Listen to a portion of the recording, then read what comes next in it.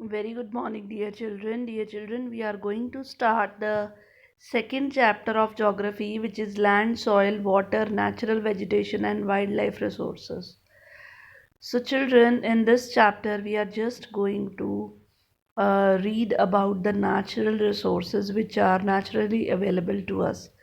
So, children, the story is given to you here. They have compared two regions of the world. Fine. So, one is Tanzania, which is in Africa, and the other is New Zealand. How the people living in both the areas they have a different lifestyle. So, children, all these above resources they affect our lifestyle. Fine. So, how their lifestyle is totally different, you can see. Find the first thing which is very important for everyone, which is very important natural resource, that is your land. Fine. So, children, this land area it covers the 30% of the total earth surface, and out of that, children, very small percentage of land is habitable, means where we can live. The rest part of the area is non-habitable. Fine, which is not fit for living. Fine. So why this uneven distribution of population is there in the different parts of the world? This is because of different characteristics of land and climate. So nobody is the areas which are sparsely populated are the rugged topographies, the steep slopes of mountain, the areas where water lodging is there also nobody wants to live. The deserted area, there also nobody wants to live. So forested area, that will also be sparsely populated. And children, the plain area, the river valleys, they are going to be densely populated because they have suitable land for agriculture, they have a fertile soil, and moreover life is much easy there. So that's the reason why people will be living there. Now next topic is land use. So, children, we use land for agriculture, forestry, mining, building houses, roads, and so on. We set up industries. So, all this is termed as land use. Fine. So, even the use of land can also be determined by different physical factors. We will use a land which will have a good topography, good soil, good climate, minerals, availability of water, and even we will consider the human factors as well, like how much people live there, what is the technology available there. So all these factors are going to affect the use of land. The land which is going to have all these factors suitable, then that land is going to be used. Fine. Land can be classified on the basis of ownership, children. So it is private land and community land. It's very clear from the topic, I mean the name only. Private land which is owned by individuals, and community land which is not owned by a particular individual, rather it is owned by a community, and that too for a common use. Fine. So that's why it is also known as the common property resources. Now children, as the people, population is increasing, their demands are also increasing, but children, we have the limited land only. The quality of land also differs from place to place. So what do people do? They started encroaching the common lands, means they are congestion is being done. They are, you know uh, complexing the land available to us. We are making a congestion. We are building more and more uh, buildings at the same place, so that is helping out in the congestion of area.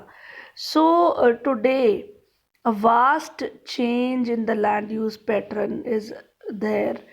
Cultural changes in our society, these all are the factors which are affecting the land.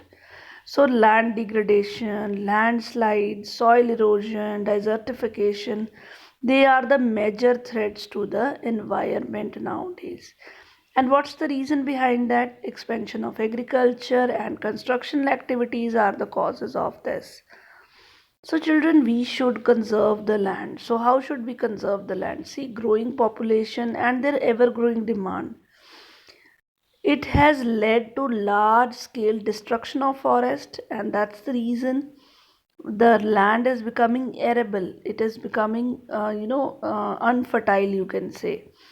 And we are in a fear of losing this natural resource. So, children, we should always check the degradation of land, means we should stop degradation of land.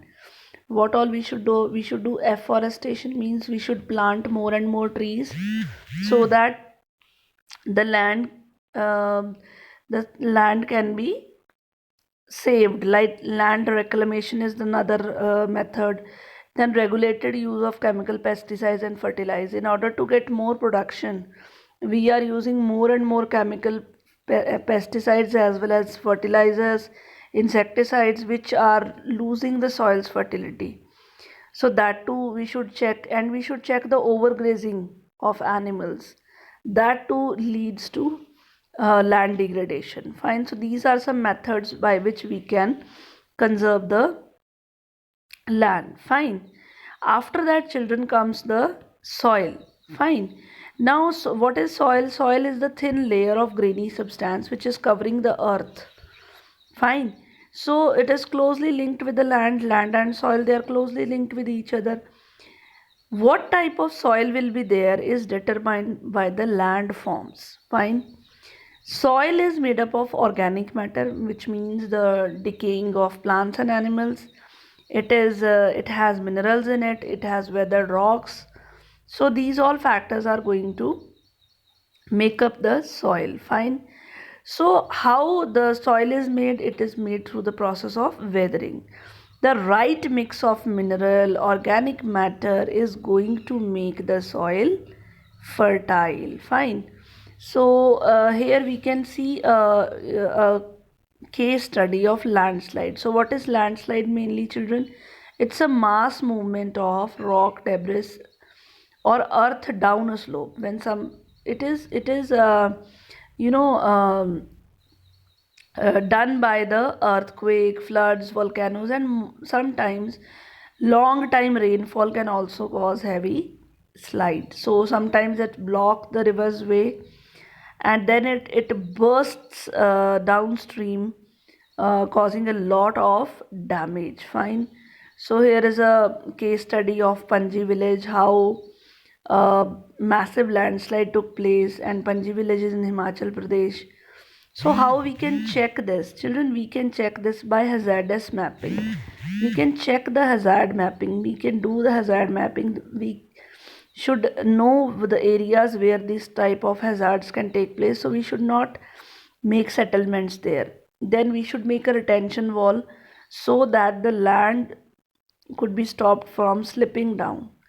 Then we should increase more and more vegetation, like we should plant more and more trees and all. Vegetation should be there on the in the areas where landslide is possible. Fine. Then the next one is surface drainage control. This is also going to work in favor of reducing the effect of landslide. So this was all about today's topic, children. Thank you.